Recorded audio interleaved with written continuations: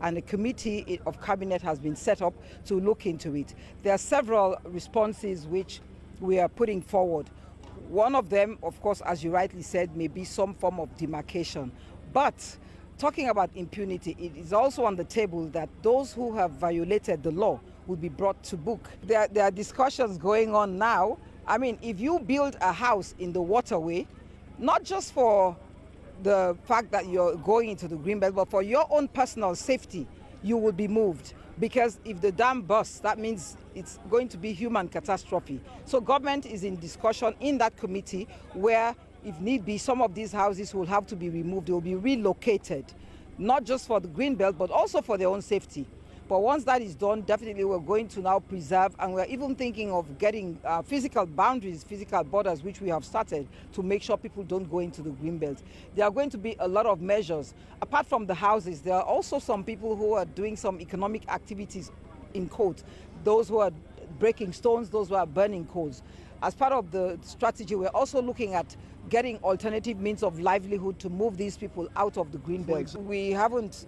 There are so many things that we're discussing with ECRS and other partners that will get them from breaking of stones maybe into some small enterprise that will take them off, because breaking of stones is a livelihood for them. They see it as a means of livelihood, or going into coal burning.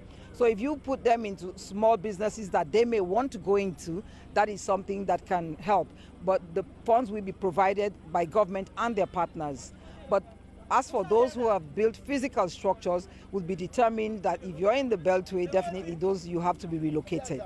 No, we are not just going to leave them unmanned. That is why we are working with the security forces, the military, the police. We're going to put the physical barriers. These are not fences that you can easily break. We have started somewhere around Tombo. It's not something that you can easily break down. We're not just going to put the fence, we're going to make sure we have security, 24-hour security along those critical areas so people don't move into the fences.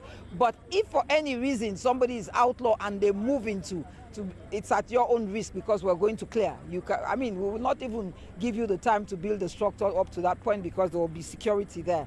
That's why we're working with the Ministry of Internal Affairs. They're part of the committee. I know that there's an institution for preserving world heritage. I'm sure this is one of the sites that are on their list of heritage sites. So definitely it's on the scope of government, it's in the radar, and it's one of those sites that have been declared as heritage sites, yes. So which means we have to preserve it. One, it's an innovation, and it also comprises of not just government, but it also comprises of the donors, it comprises of civil society representation. So with the multiple representation on the committee, it's going to be difficult for one particular group to want to do something against the interest of the fund or against the interest of the other members of the committee. So it's government, the donor partners, and civil society actors they're all signatories to the account. So you're not going to easily go as a civil society or as a government or as a donor to unilaterally remove monies. Those funds will be utilized as per agreed projects, agreed programs that would go through the technical committee, through the steering committee before they are implemented. One, as a Sierra Leonean, don't go into the green zone. Protect the green zone. Don't go building your house in the green zone. You don't go burning of coal, or you don't go breaking of stones in the green belt. It's protected. You can go into business as an alternative means of livelihood. If you're a young person, a youth, you can go and read a book, go get education, so that you can empower yourself to go into a trade or go into an employment.